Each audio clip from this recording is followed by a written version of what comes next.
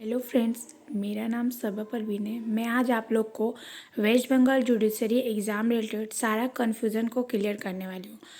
क्योंकि आप waste Bengal judiciary related जो लोग सोच रहे कि वो उसका प्रिपरेशन करें, तो सबसे पहला क्वेश्चन आता होगा उनके दिमाग में कि आखिर इसका सिलेबस क्या है, कि मतलब किस तरह से मैं इसको स्टार्ट करूँ। तो पहले बता देती हूँ, वेस्ट बंगाल जुडिशरी का 3 फेज़ में एग्ज़ाम होता है, प्रिलिमिनरी, मेंस एंड इंटरव्यू।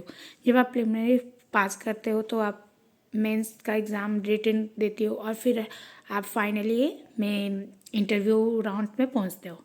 ठीक है, तो फर्स्ट में आता है प्रिलिमिनरी ऑब्जेक्ट टाइप्स क्वेश्चन आता है 2 मतलब 2 आवर्स हाफ 2.5 आवर्स का आपका ड्यूरेशन होता है। 20 मार्क्स रहता है एंड 20 मल्टीपल चॉइस क्वेश्चन रहता है, जिसमें इंग्लिश कॉम्पोजिशन से 30 मार्क्स का, general knowledge and current affair and reasoning से 40 मार्क्स का, इंडिया कॉन्स्टिट्यूशन से 20 मार्क्स का, इंडिया कॉन्ट्रैक्ट एंड टॉट से 20 मार्क्स का, लॉ ऑफ एविडेंस से 20 मार्क्स का, लॉ सिविल प्रोसीड्यूर कोड से 20 मार्क्स का and criminal procedure code and Indian penal code से 20 मार्क्स का, पर्सनल लॉ से आपका 10 मार्क्स का और लॉ ऑफ लिमिटेशन से आपका 20 मार्क्स का।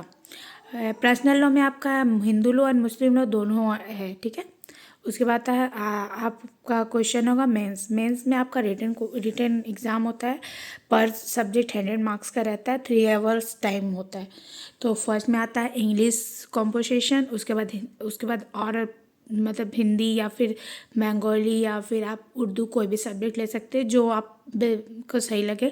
उसके थर्ड में आता है general knowledge and current affair.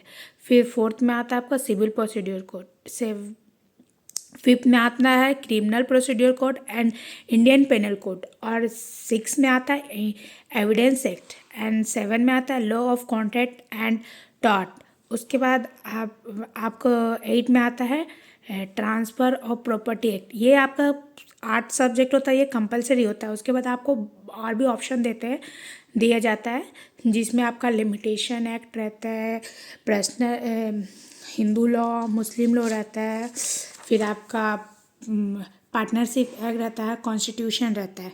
इसमें से आप कोई भी 3 सब्जेक्ट आप चॉइस कर सकते हो जो आपको अच्छा लगता है।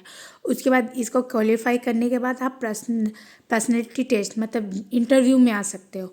इंटरव्यू आपका 100 मार्क्स का होता है। वो आप के मतलब वो आप जो भी मतलब पढ़ोगे, वो आपसे जिस टाइप का क्वेश्चन भी उस समय वो लोग पूछ सकते हैं।